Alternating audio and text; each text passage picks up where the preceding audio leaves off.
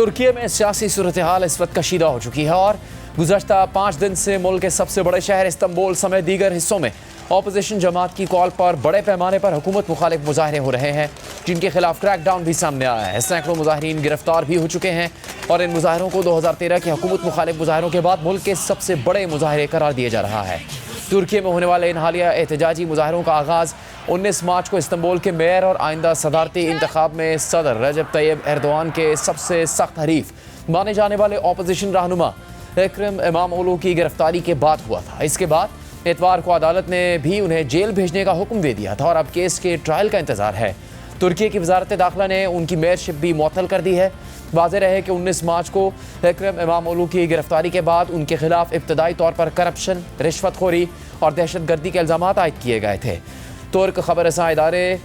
अनादोलू agency के मुताबिक Istanbul के प्रोसिक्यूटर्स ने इस हवाले से कहा था कि इकरम इमामोगलू ने एक मुजरिमाना तंजीम की क़यादत की जो मुनज़्ज़म धोखाधड़ी, गबन और रिश्वतखोरी में मुलव्विस थी और उन पर कुर्दिस्तान वर्कर्स पार्टी की मदद करने का भी इल्ज़ाम था, जिसे तुर्की, अमरीका और यूरोपियन यूनियन एक दहशतगर्द ग्रुप समझते हैं। गिरफ्तारी के बाद इतवार को जब इकरम इमामोगलू को इस्तांबुल की अदालत में पेश किया गया तो अदालत ने उन्हें करप्शन के ज़ेर इल्तिवा मुकदमे में जेल भेज दिया और उन्हें आर्जी तौर पर मेयरशिप से हटा दिया था। ताहम अदालत ने फ़िलहाल दहशतगर्दी के इल्ज़ामात को मुस्तरद कर दिया था। गिरफ्तारी के वक्त इकरम इमामोगलू ने इन इल्ज़ामात की तरदीद की थी, इन्हें सियासी मुहरकात पर मबनी करार दिया था और अपनी गिरफ्तारी के खिलाफ मुल्क गिर एहतजाज की कॉल दे दी थी। फिर इतवार को उनकी जमात रिपब्लिकन पीपल्स पार्टी ने भी इस अदालती फैसले के खिलाफ मुजाहरों की कॉल दे दी, जिसके बाद मुल्क भर में मुजाहरे शुरू हो गए थे।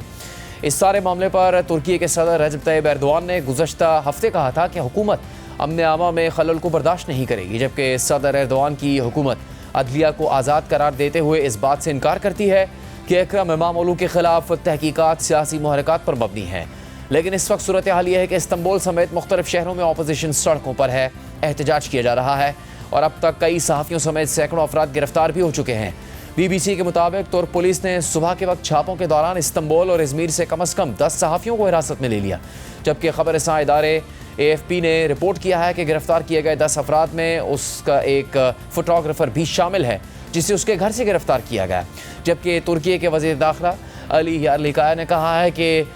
इन मुजाहरों के आगाज़ के बाद से अब तक मजमूई तौर पर 1133 अफराद को हिरासत में लिया गया है। उन्होंने सोशल मीडिया पर अपनी पोस्ट में मज़ीद कहा कि हमारी सड़कों पर दहशतगर्दी और अमन व सलामती को दरपेश ख़तरात को कतई तौर पर बर्दाश्त नहीं किया जाएगा। इसके अलावा ये खबरें भी हैं कि सोशल मीडिया साइट एक्स ने मुबैना तौर पर तुर्क ऑपोजिशन के दर्जनों सोशल मीडिया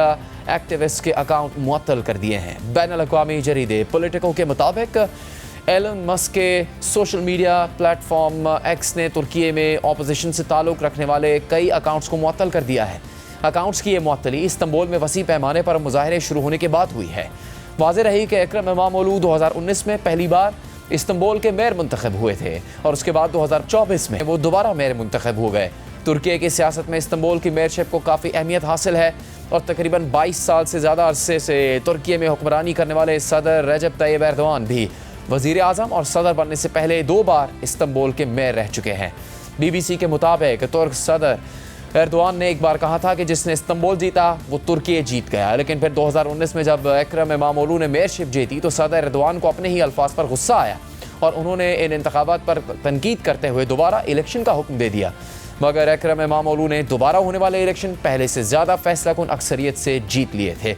और फिर गुज़श्ता साल इकरम इमामोगलू की पार्टी ने तुर्की के तकरीबन हर बड़े शहर का कंट्रोल हासिल कर लिया। इससे सदर एर्दोआन ने महसूस किया कि उन्हें 22 साल के इक़्तिदार में सबसे बड़े ख़तरे का सामना है और अब इकरम इमामोगलू को अगले सदारती इंतखाब में ऑपोजिशन के उम्मीदवार के तौर पर नामजद होने से 4 दिन पहले पुलिस ने गिरफ्तार कर लिया। लेकिन फिर इस गिरफ्तारी के बाद भी तुर्की की मरकजी ऑपोजिशन जमात रिपब्लिकन पीपल्स पार्टी ने इकरम इमामोगलू को 2028 के सदारती इंतखाबात के लिए अपना बाज़ाब्ता उम्मीदवार नामजद कर लिया है। पार्टी के मुताबिक फैसला इतवार को होने वाले एक अलामती वोट के बाद किया गया, जिसमें तकरीबन 1.5 करोड़ अफराद ने शिरकत की।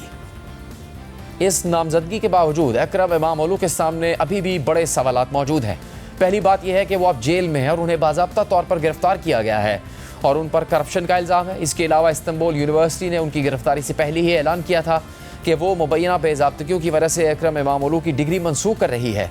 इकरम इमामोगलू के वकला ने इस्तांबुल यूनिवर्सिटी के इस फैसले को चैलेंज करने का ऐलान कर रखा है, लेकिन अगर यूनिवर्सिटी का यह फैसला बरकरार रहता है तो इससे अकरम इमाम-उल-मुल्क बतौर सदर इंतखाब लड़ने की अहलियत मशकूक हो जाएगी, क्योंकि तुर्की का आइन कहता है कि सदर को ओहदा संभालने के लिए आला तालीम मुकम्मल करना ज़रूरी है।